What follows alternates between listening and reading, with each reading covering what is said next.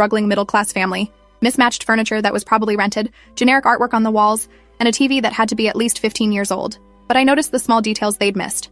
The Hermes scarf casually draped over a chair, the Mont Blanc pen on the side table, the barely visible tan line on Richard's wrist where an expensive watch usually sat.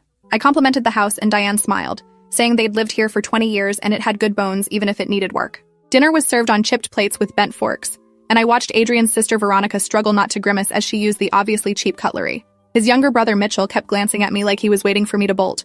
Richard asked what I did for work, and I told him I was between jobs at the moment, which wasn't technically a lie since I'd recently sold my marketing firm for 8 figures and was taking time off. Tough economy, Richard said sympathetically. What field were you in? I kept it vague and said digital marketing, doing some freelance work here and there. Diane jumped in asking if I'd gone to college, and I said I'd done a couple years but had to drop out due to financial issues, which was completely false, but I wanted to see where this was going. The whole family exchanged these quick looks like they'd just confirmed something. Mitchell asked if I had student loans, and I said I was still paying them off, which made Diane touch Adrian's arm with this concerned expression. That must be stressful, she said in a tone that was probably meant to sound supportive but came across as condescending. Throughout dinner, they kept dropping hints about their supposed financial struggles. Richard mentioned how expensive car repairs were, even though I'd seen his LinkedIn post from last month about expanding his dealership.